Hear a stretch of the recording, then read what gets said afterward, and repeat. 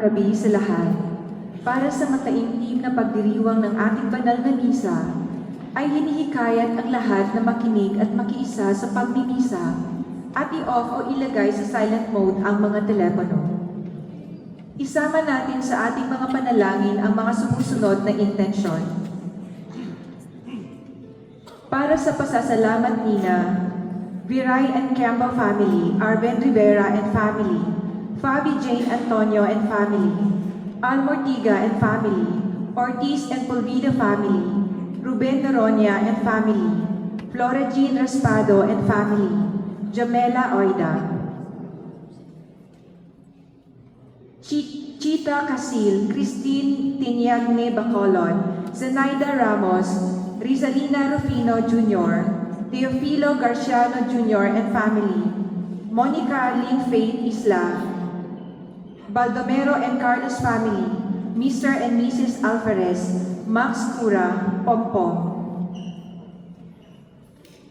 Para sa espesyal na panalangin nina, Ronwald Hazel and Ron Joseph Peñano, Melvin Queenie and Jean Paul Viray, John and Hannah Degala, Virginia and William Ortiz, Shuaiba Industrial Company, Adel Al-Sakabi and family, Luz Biminda Noronia, Ruben Noronia, Milagros Ortiz, Norma Terciano and family, April Joy Alo.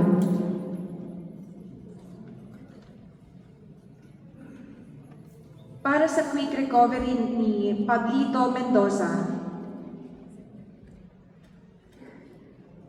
Para sa kaarawan nina Carmen Ortiz, Mona Huran, Ingrid Divine Tadios, Heart Ustares.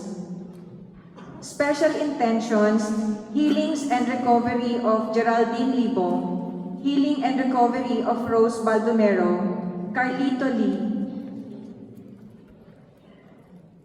Bernadette Ducanes, Carol Centenio, Andres Molano Jr., Dory Umali, Marley Guevara, Andrea Elamil, Mofis Chito Mian Michi, Jonah Aguray, Leia Quines, Marcelino Malyari, Sanve Pajarillo, Muring Aboniso, Bader Alcatan, Irene Mariano, James N. Iada Custodio.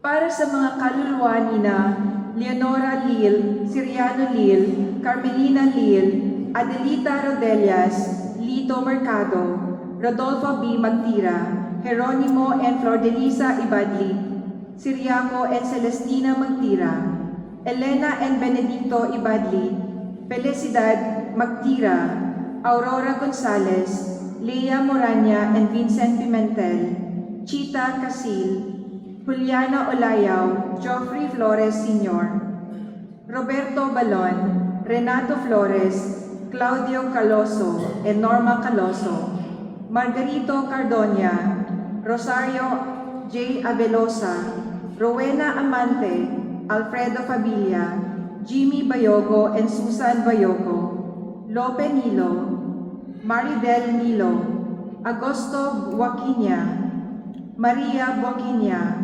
Mariano Buaquinia, Iluminada Bonyad, Charles Bellavista, Elaine Nogoy, Potenciano Banyera, Januario Banera, Artemio Urbi Sr., Nelen de la Cruz, Lumerica Bolivar, Antonio Bolivar, Edesio Agapito, Mary Ann Duel, Joselito, Cosmo, Luciana, Leonardo, Tito Sr., Irineo, Luisa, Conchita, Pedro, Perfecta Agripino, Alvin Patal, Nilda Dahilin Hami, Kevin Kyle Molano, Mateo Victorio, Dominador de Lara, Ednalyn de los Reyes, Samuel Palaroan, Rodolfo Palaroan, Lucita So, Felix Padre, Benny Lourdes Federico and Iluminada, Jose Quiambao Jr., Maria and Antonio Bituy,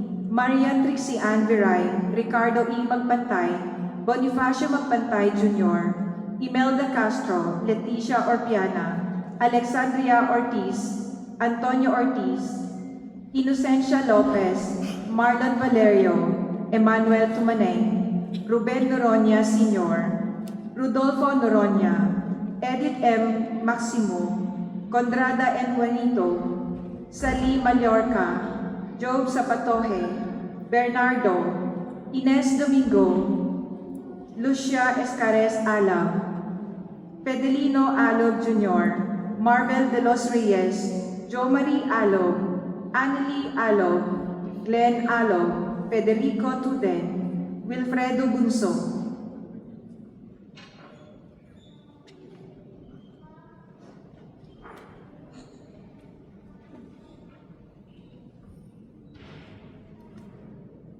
Tayo po ay nasa ika-6 na linggo sa kanaraniwang panahon.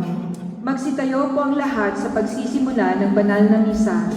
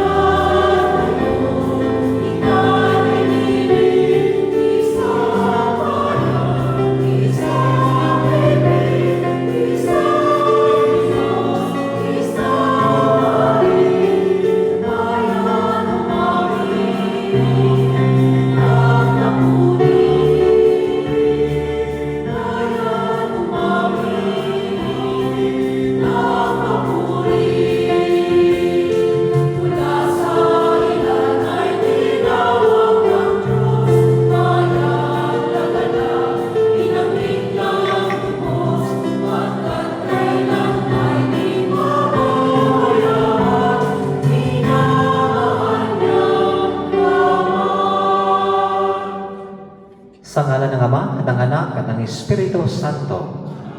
Sumainyo ang Panginoon. At sumayo rin.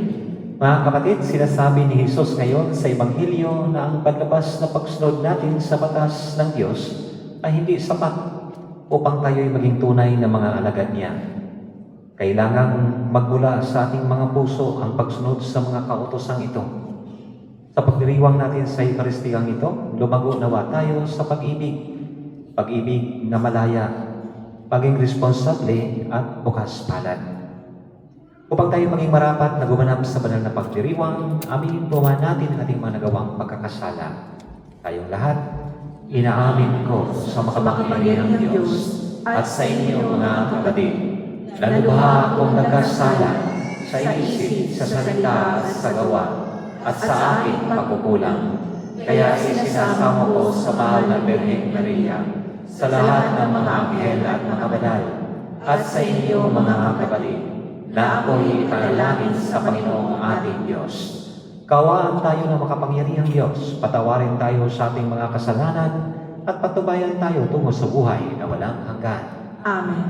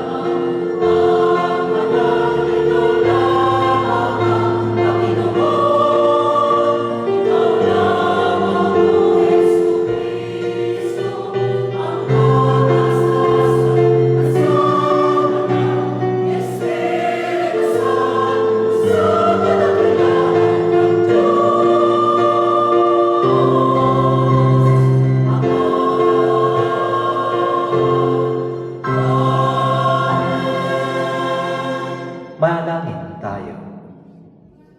Ama naming makapangyarihan, pinangangatawanan mong manahan sa mga may loobing tapat at maasahan. Sa kagandahang loob mo, kami naway makapamuhay bilang mga mapalad na maging iyong tahanan.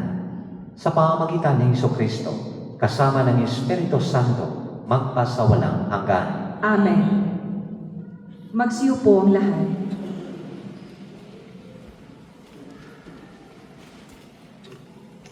Sa unang bahagi ng pagdiriwang, ang pagpapahayag ng salita ng Diyos. Sinasabi ni Sirach na binigyan ng Diyos ang tao ng kalayaang pumili ng mabuti o masama, ng tama at mali.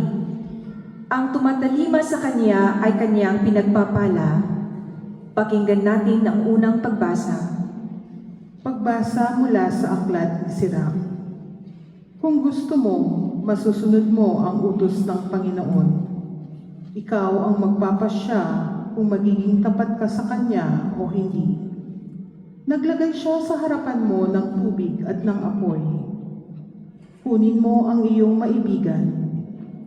Makapipili ka ng alinman sa dalawa, buhay o kamatayan.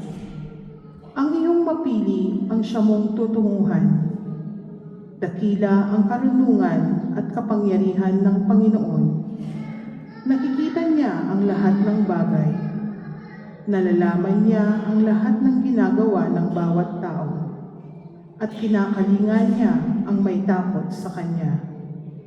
Kailanman wala siyang inutusang magpakasama o pinahintulutang magkasal. Ang salita ng Diyos. Salamat sa Diyos. Salmong tugunan, mapalad ang sumusunod sa utos ng poong Diyos. Mapalad ang sumusunod sa utos ng buong Diyos. Mapalad ang mga taong malinis ang pamumuhay, ayon sa utos ng poon, ang gawain araw-araw. Mapalad ang sumusunod sa kanyang kautusan, buong puso ang pagsunod sa utos na ibinigay. Mapalad ang sumusunod sa utos ng buong Diyos. Ibinigay mo sa amin iyang iyong mga utos, upang aming talimahin at sundin ng buong lugod. Gayon ako umaasang magiging tapat, susundin ng iyong utos, susundin ng buong ingat. Mapalad ang sumusunod sa utos ng buong Diyos. Itong iyong abang lingkod, O Diyos, sana'y pagpalain, upang ako'y ay mabuhay at ang utos mo ang sundin.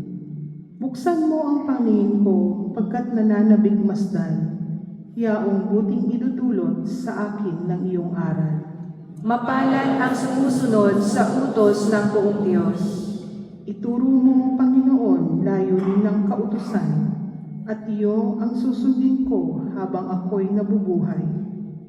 Ituro mo ang batas mo't sisikapin kong masunod, buong pusong iingatan, susundin ng buong lugod.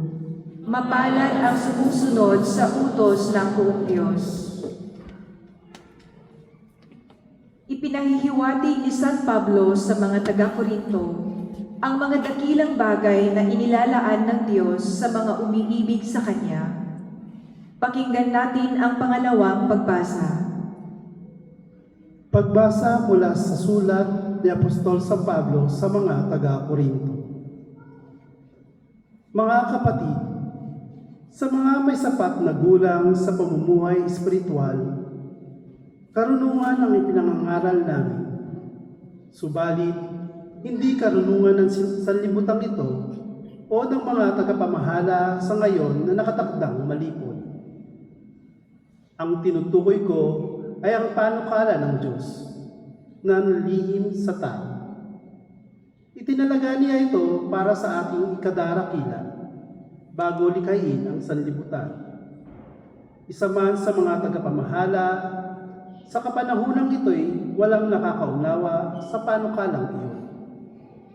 Sapagkat kung naunawaan nila iyon, hindi sana nila ipinako sa krus ang dakilang Panginoon. Ganito ang sinasabi ng kasulatan. Hindi pa nakakita ng mata, ni naririnig ng tainga, hindi pa rin sumasagi sa isip ng tao ang inihanda ng Diyos sa mga umiibig sa Kanya. Subalit, ito'y inahayag ng Diyos sa atin sa pamamagitan ng Espiritu. Nasasaliksik ng Espiritu ang lahat ng bagay, maging ang pinakamalalim na panukala ng Diyos. Ang salita ng Diyos. Salamat sa Diyos. Magsitayo po ang lahat.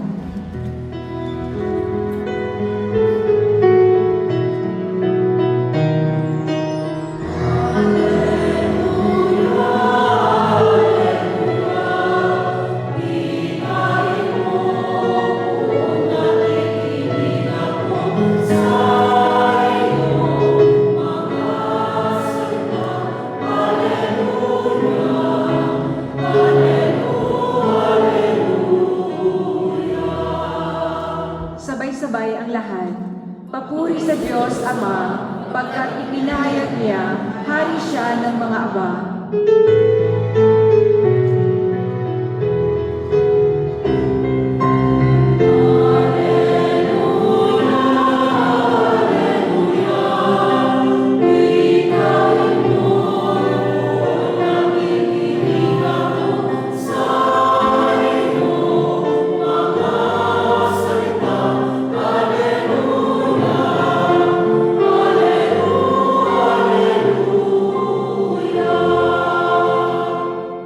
Sumainyo ang Panginoon. At sumayo rin. Ang pagpapahayag ng mabuting balita ng Panginoon ayon kay San Mateo. Papuri sa iyo, Panginoon. Noong panahong iyon, sinabi ni Jesus sa kanyang mga alagad, "Huwag ninyong akalaing naparito ako upang pawalang bisa ang kautusan at ang arang ng mga propeta. Naparito ako hindi upang pawalang bisa, kundi para ipaliwanag at ganapin ang mga iyon. Tandaan ninyo ito, magwawakas ang langit at ang lupa, ngunit ang kaliit-liitang bahagi ng kautusan ay di mawawalan ng bisa hanggat hindi nagaganap ang lahat. Kaya't sinumang magpawalang halaga kahit sa kaliit-liitang bahagi nito at magturo ng gayon sa mga tao ay inibilang na pinakamababa sa kaharian ng Diyos. Ngunit ang gumaganap ng kautusan at nagtuturo na tuparin iyon ay ibibilang na dakila sa kaharian ng Diyos. Sinasabi ko sa inyo, kung ang pagsunod ninyo sa kalooban ng Diyos ay tulad lamang ng pagsunod ng mga eskriba at mga parisiyo, hindi kayo makapapasok sa kaharian ng Diyos. Narinig ninyo na noong unay inuutos sa mga tao, huwag kang papatay. Ang sinumang makamatay ay mananagot sa hukuman. Ngunit ngayon sinasabi ko sa inyo, ang mapuot sa kanyang kapatid ay mananagot sa hukuman. Ang gumahamak sa kanyang kapatid ay mananagot sa Sanhedrin, at sinumang magsabi sa kanyang kapatid, ulol ka, ay mapapasapoy ng impyerno.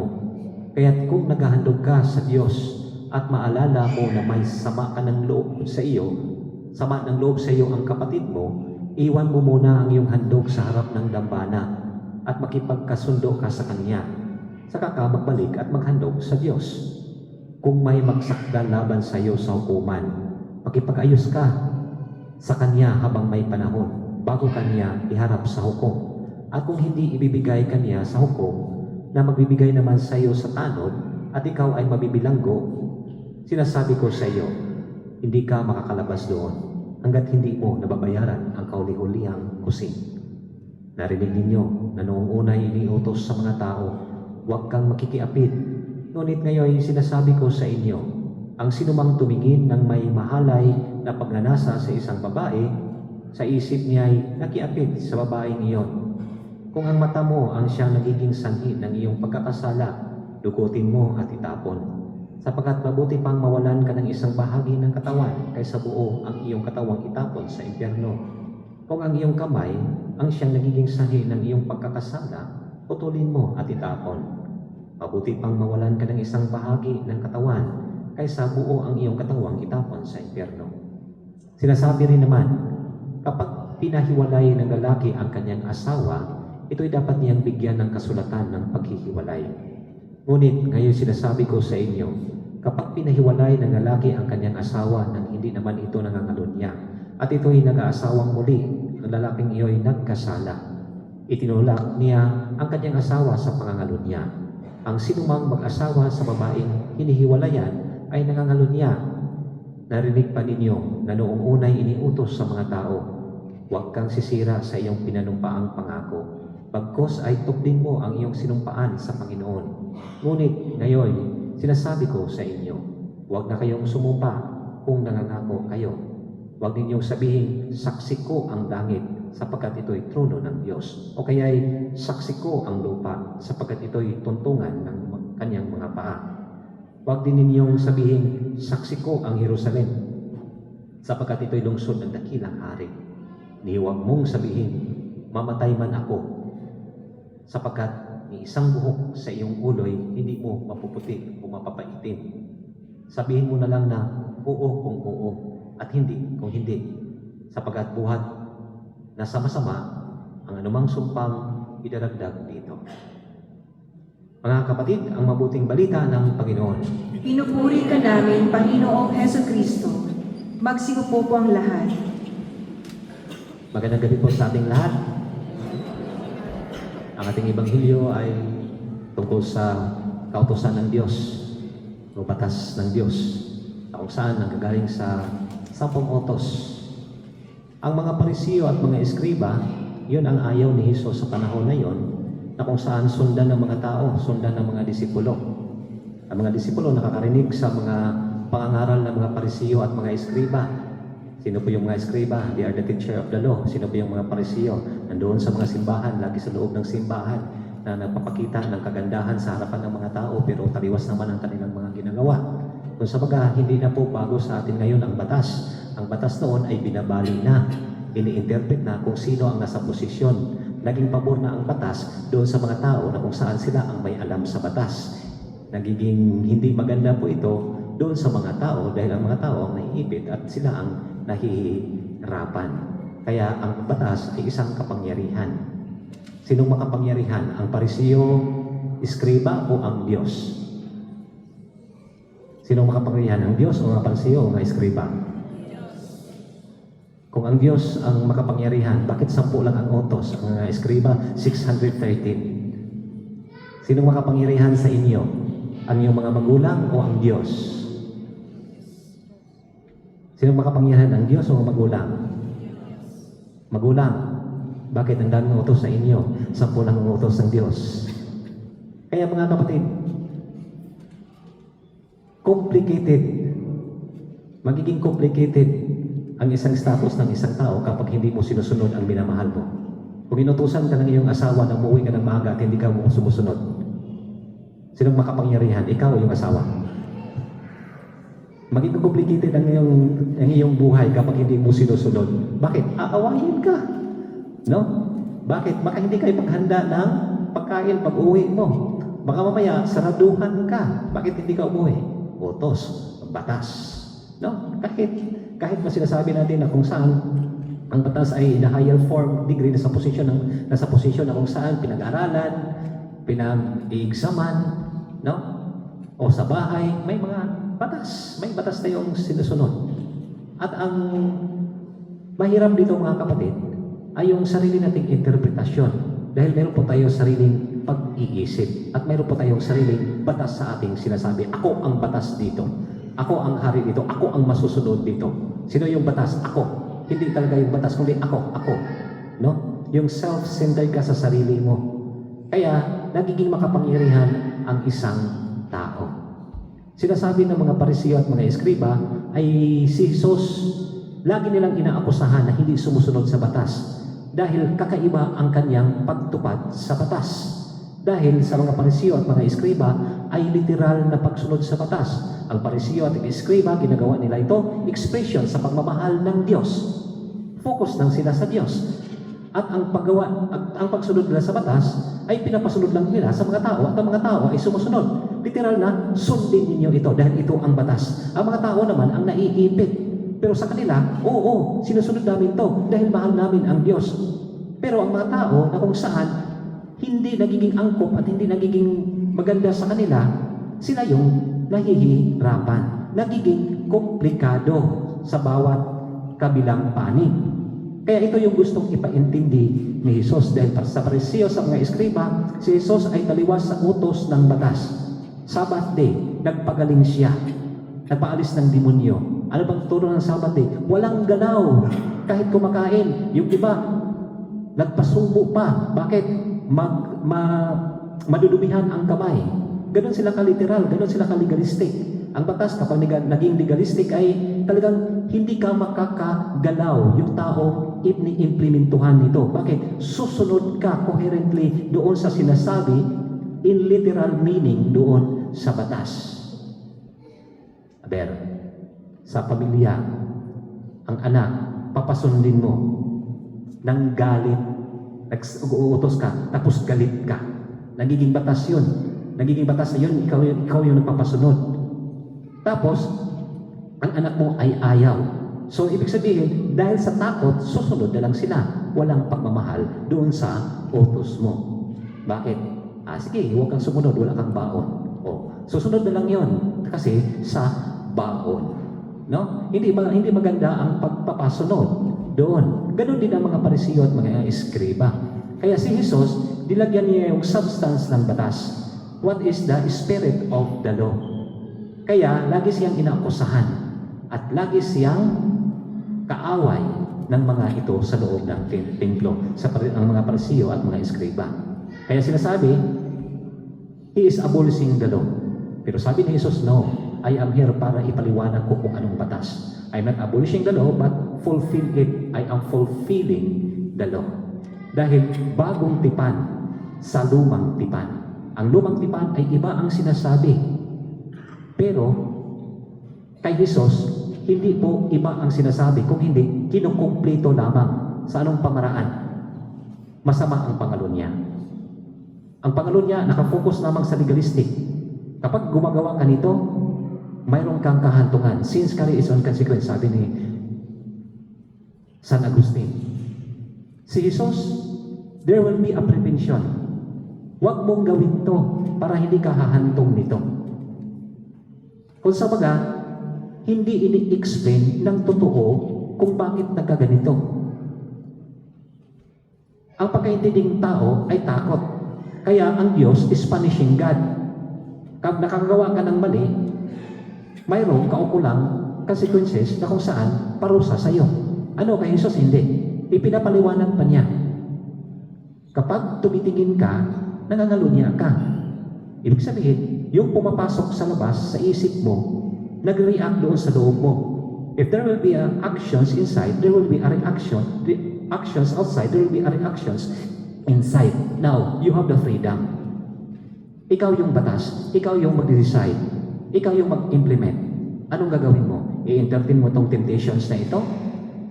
Ang sinasabi ni Jesus, ang pinapaliwanag ni Jesus, na kung saan, kapag tumitingin ka, nangangalunya ka na lustfully.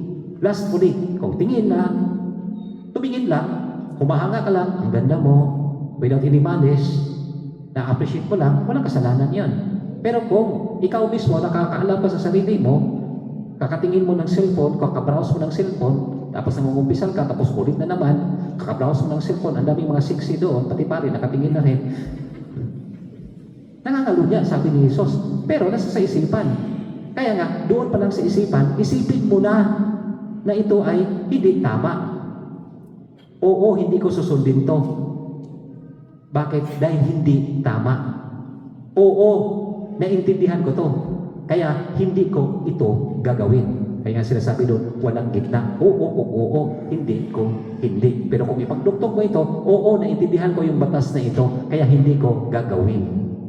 Kaya walang gitna. Nagitna ako kasi pag wala nakakita sa akin, dito ako, gagawin ko to. Gitna ako kasi pag wala nakakita sa akin, dito ako sa kanan, gagawin ko to. Ako lang nakakaalam. Hindi. May Diyos na nakatingin sa iyo. No? May Diyos na nakatingin sa iyo. At sinasabi ni Jesus dito sa Ebanghelyo na bumalik po tayo. Tingnan natin ang ating sarili. We have to look at ourselves introspectively kung bakit po tayo sumunod sa batas. Bakit nga po ba tayo sumunod sa batas? Bakit nga po ba tayo pumupunta? Inuutosan po tayo na magsimba. Because of obligation? Dahil ito po yung obligation natin tuwing Sunday. makafulfill po tayo. Kapag hindi po tayo nakasimba ng Sunday, pupunta po tayo sa kumpisalan at magdadasal po tayo at hingi tayo ng tawad, tapos ulitin na naman natin. Bakit? Bakit we keep the law? Bakit masama ang mga ngalunya? Bakit masama ang pagpatay? Bakit masama ang paglalay? Bakit masama ang hindi ka magsasabi ng totoo? Bakit? Ang daming prevention no? Bakit? Kung hindi natin naiintindihan kung ano ang diwa, kung ano ang layunin ng batas, kung hindi po tayo umintindi at hindi po tayo umanawa. Ako sa akin, hindi sa hindi naiintindihan. Kung hindi, ayaw lang umintindi at ayaw lang umanawa. Kaya hindi naunawaan at hindi naiintindihan. Kasi kapag sinasabi itong ayaw natin umintindi, sarado yan. Kung ayaw din natin umanawa, alam natin na mayroong ipinaunawa, pero ayaw lang natin. Nasa sa atin po yun. Kaya hindi natin nakikita yung diwa ng batas. Mga propeta, nagsasalita. Pariseo at mga eskriba, nagsasalita about sa batas. Dumating si Jesus, siya na ang batas. Bakit? He is the Word, He is the God. At ano po yung sinasabi ng Diyos Ama, sinasabi ni Jesus? Ano po yung ginagawa na ni Jesus, pinapagawa ng Ama? And these all words before Jesus Christ. When Christ came, doon na. Sinasabi na niya, ginagawa na niya. He fulfilled the law. Ang sa atin lang is, tingnan natin siya. Mag-focus tayo sa Kanya. Kaya nga, napaka-importante ang Biblia. Kailangan napaka-importante ang pagbabasa ng Biblia. Kaya nga, kailangan na magsimba po tayo para maintindihan ang lahat ng mga ito. Dahil it focus and point out all to Jesus. Bakit tayo sumusunod? Ang batas, rules and regulation ay mabuti. But when it comes to rigid, ay talagang magiging complicated. Rules, mga batas, utusan, ito yung expression natin na kung saan Testament of Covenant natin sa Diyos, na loyal tayo sa Diyos. Bakit nga po ba natin sinusunod? Bakit? Isa lang. Dahil mahal natin ang Diyos. Dahil kung mahal natin ang Diyos, hindi ka gagawa ng masama. That's simple reason. Ang 10 utos ginawa ng mga eskriba na 613 laws. Pero ang 10 utos ginawa ni Jesus ng 2 lamang. Mahalin mo ang Diyos, mahalin mo yung kapwa mo. Paano niya tinutudukan ang lahat ng mga pagkakamali at maling pag-intindi, maling pag-unawa at nagiging kasalanan noong una? Sinasabi sa 2 pagbasa, nagpapako siya sa krus para tulukan ang lahat ng mga ito. Kinuha niya lahat yun para malinis tayo. Kaya, yung challenge sa atin, katulad sa mga disipulo, lampasan ninyo ang pag-iisip ng pariseo at mga eskriba na kayo'y aking mga disipulo. Simple lang. Mahalin ang Diyos at mahalin ang kapwa. Doon natin may sa buhay ang kautusan. Kaya sabi ni San Agustin, love, you can do what you want. Hindi ka magkakamali ng desisyon sa buhay kung ang iyong pagsunod ay naaayon sa kautusan ng Diyos na sinasamahan ng pagmamahal. Amen.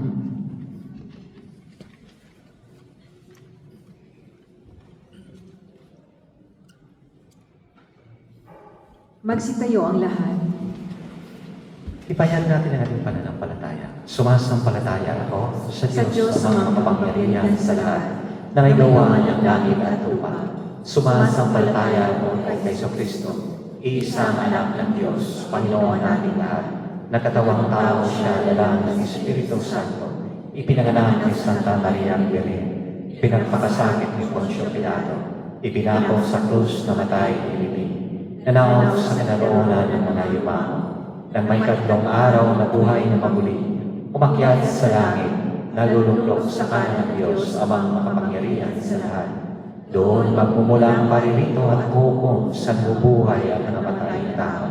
Sumasampalataya naman ako sa Diyos Espiritu Santo, sa banal na simbahang Katolika, sa kasamahan ng mga banal, sa kapatawaran ng mga kasalanan, sa pagkabuhay ng muli na ng patay na tao, at sa buhay na walang hanggan. Mga kapatid, sa pamamagitan ng Espiritong Banal, hilingin natin sa Ama ang biyaya ng pag-unawa at pagtalima sa kanyang kalooban. Buong pagtitiwala nating dalangin, Panginoon, dinggin mo kami. Panginoon, dinggin mo kami. Tulungan mo, O Diyos, ang mga pinuno ng simbahan sa pangunguna ni Papa Leon, ika-14, Obispo Aldo, at sa lahat ng mga obispo, pare, relihiyoso at mga laiko, upang mabatid nila ang pagkilos ng iyong Espiritu sa daigdig ngayon. Manalangin tayo. Panginoon, dinggin mo kami. Para sa Emir ng Kuwait, ang kanyang kamahalan, Sheikh Mishal Al-Ahmad Al-Jaber Al-Sabah, sa Crown Prince, Sheikh Sabah Al-Khalid Al-Hamad Al-Mubarak Al-Sabah, at para sa lahat ng mamamayan ng Kuwait, naway pagpalain at patuloy silang protektahan ng Diyos at pagkalooban ang bansang ito ng pangmatagalang kapayapaan, kaligtasan at katiwasayan. Manalangin tayo. Panginoon, dinggin mo kami. Tulungan mo ang bawat pamilyang maipahayag ang iyong kabutihan sa pagsisikap ng bawat kasapay nito na maging mapagmahal sa isa't isa. Manalangin tayo. Panginoon, dinggin mo kami. Patuloyin mo sa iyong kaharian ang yumao naming mga mahal sa buhay. Manalangin tayo. Panginoon, dinggin mo kami. Itaas natin ang ating mga kapatid na nangangailangan ng panalangin, ang mga daing ng ating pamayanan at ang ating pansariling mga kahilingan. Manalangin tayo. Panginoon, dinggin mo kami. Ama naming Diyos, ipagkaloob mo ang aming mga kahilingan habang sinisikap naming unawain at may isabuhay tungo sa kaganapan ang misteryo ng kahariang iyong ipinahayag. Sa pamamagitan ni Jesucristo na aming Panginoon. Amen. Magsiupo ang lahat.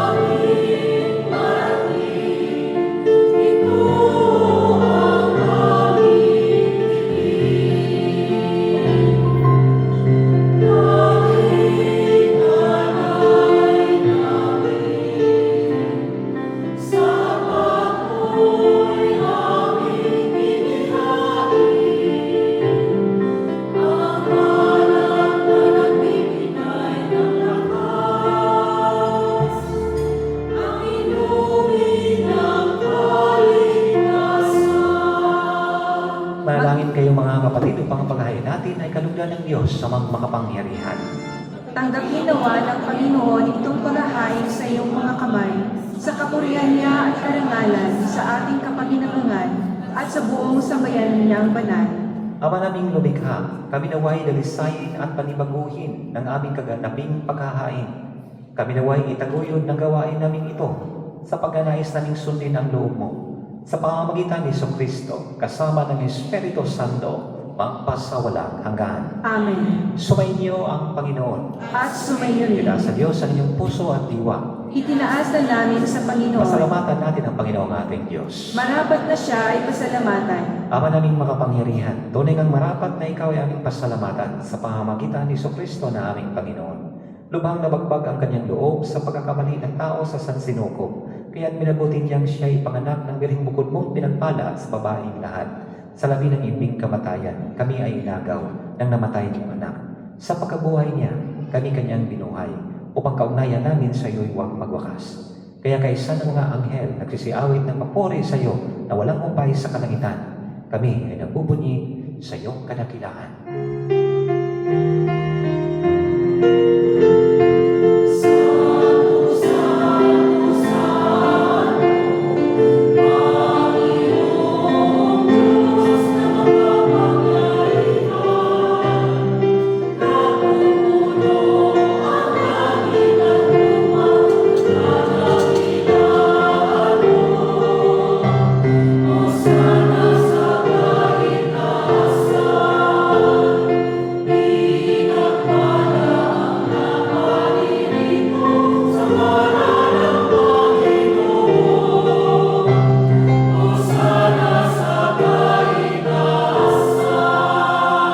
Magsiluhod ang lahat. Ama naming banal, ikaw ang bukal ng tanang kabanalan, kaya't sa pamamagitan ng iyong Espiritu, gawin mo banal ang kaloob na ito upang para sa amin ay magiging katawan at dugo ng aming Panginoong Jesucristo. Bago niya pinagtiis ang kusang loob na maging handog, hinawakan niya ang tinapay, pinasalamatan kanya, pinaghahati-hati niya yun, iniabot sa kanyang mga alagad at sinabi, "Tanggapin ninyong lahat ito at ikanin. Ito ang aking katawan na ihahandog para sa inyo."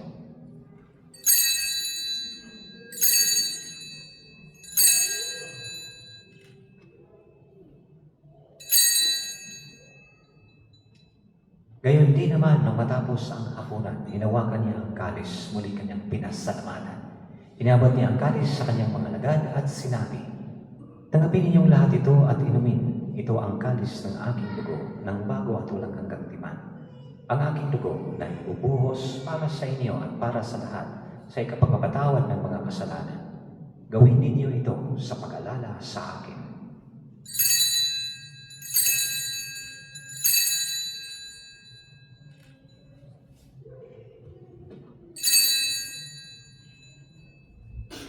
Ipagpunin natin ang misteryo ng pananampalataya.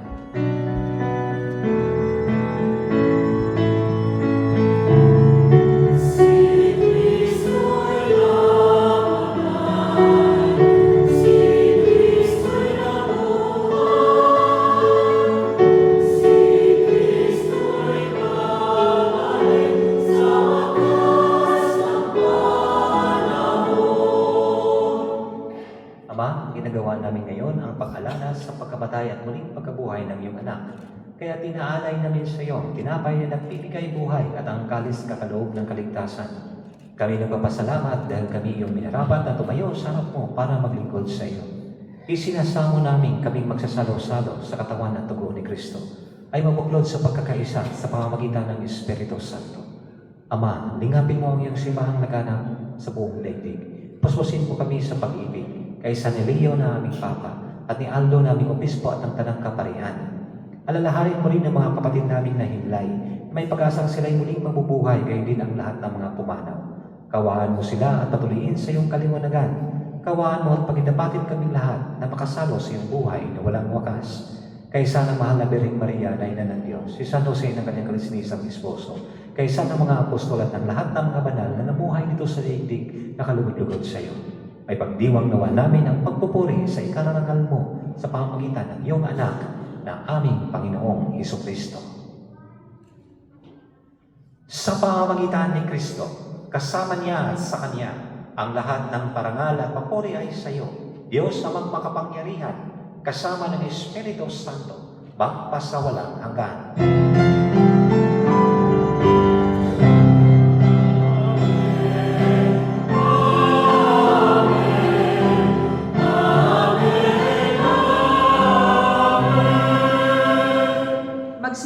ang lahat. Sa tagubilin naman ang kagaling na utos sa turo ni Jesus na Panginoon natin ang Diyos, ipahayag natin ang lakas loob.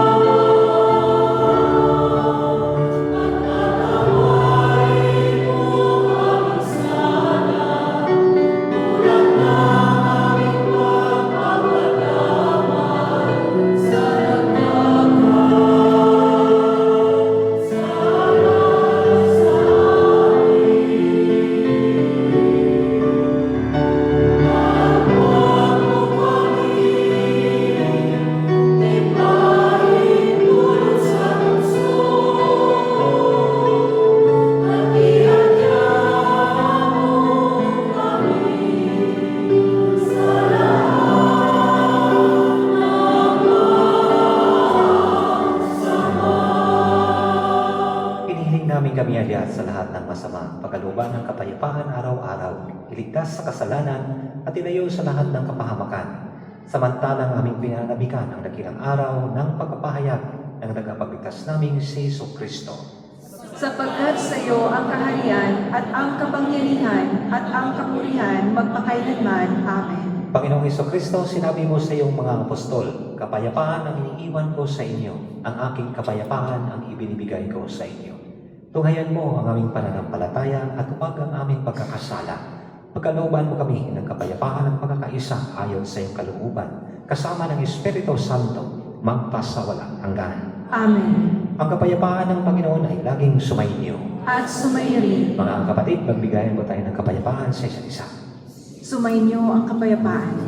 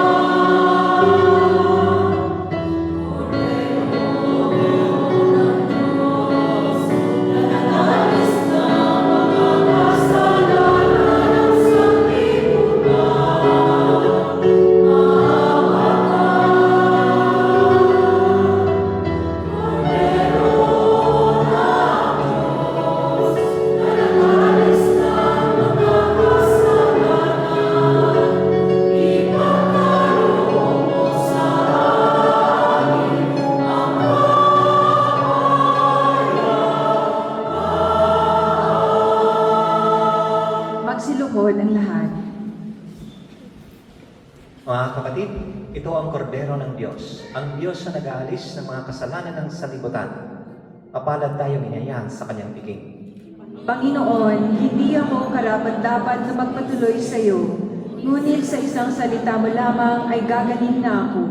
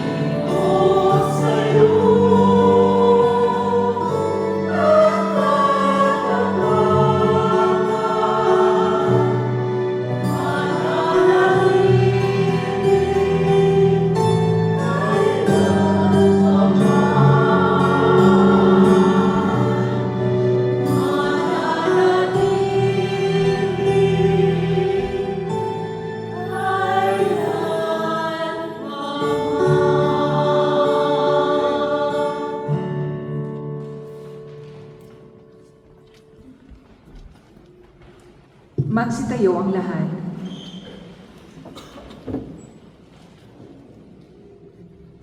Manalangin tayo. Ama naming mapagmahal, kaming pinapagsalo mo sa banal na pakikinabang, ay gawin mong laging manapih na pagsaluhan ang kaloob mong ito sa aming ikakabuhay. Sa pamamagitan ni Hesus Kristo, kasama ng Espiritu Santo, magpasawalang hanggan. Amen. Magsiupo po ang lahat.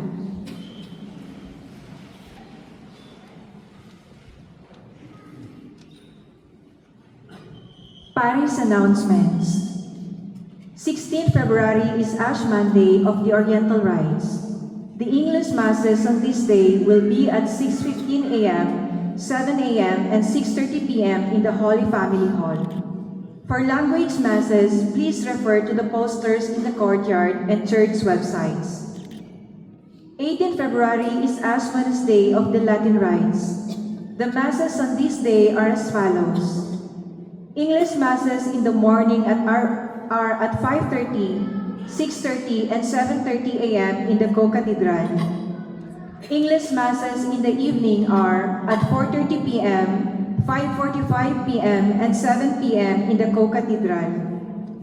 Tagalog Mass at 7:30 p.m. in the Holy Family Hall. During the holy season of Ramadan, we remind everyone that eating or drinking is strictly prohibited within the cathedral premises, classrooms, halls, and all parish facilities during fasting hours. We ask all parishioners to observe this practice faithfully as a sign of respect and solidarity.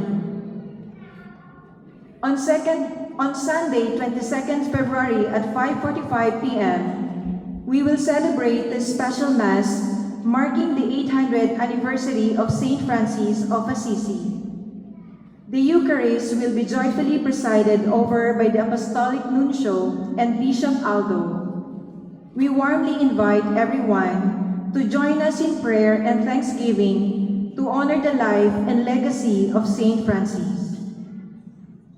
On the 4th anniversary of the war in Ukraine, a special Mass for peace will be celebrated at the Co-Cathedral on Tuesday, 24th February at 6:30 p.m.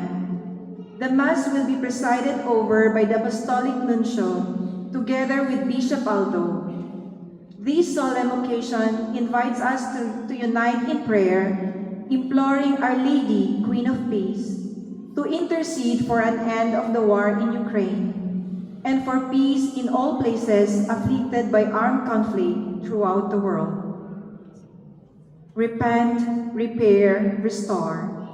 3 steps, 1 journey back to God. A youth Lenten gathering will take place on Thursday, March 5, from 7 p.m. to 10 p.m. in the Virgin Mary Hall. It's a time to come back, mend what's broken, and begin again in His presence. All youth up to age 45 are invited. Please register at the parish office. Last day of registration is 28 February. The English Marriage Preparation course will be conducted on Fridays, 6 and 13 March from 3 p.m. to 9 p.m. in the Good Shepherd Hall. For further details and registration, please visit catholicchurchquake.com and avona.org. Thank you. Magsitayo po ang lahat. Sa mga nais na bumili at magkakabasbas ng religious articles ay nandun po ako sa tent. Sumainyo ang Panginoon. At sumayo rin. Iyoko inyong mga ulo at tanggapin ang pagpapala ng Diyos. May the Lord bless you.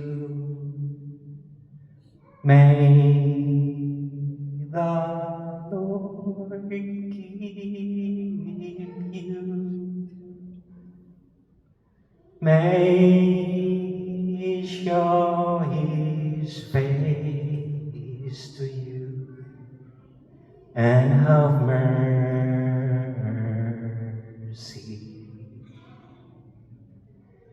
The Lord bless you. The Lord keep you. May He show His countenance and give you peace. The Lord bless you. At pagpapalain kayo at ang buong pamilya ninyo ng makapangyarihang Diyos Ama at ang Anak at ang Espiritu Santo. Amen. Tapos ng ating banal na pagdiriwang, humayo kayo na puno ng pag-ibig at kapayapaan ng ating Panginoong Jesucristo. Salamat sa Diyos.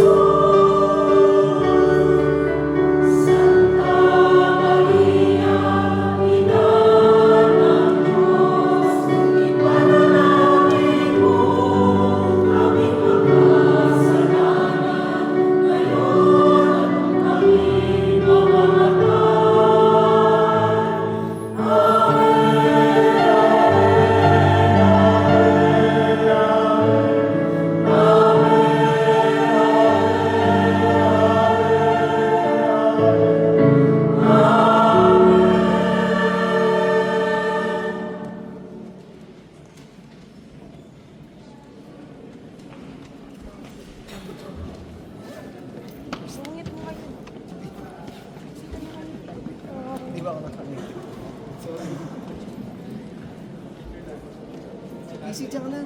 Diyan ka lang, easy. Okay po, wala. Thank you po.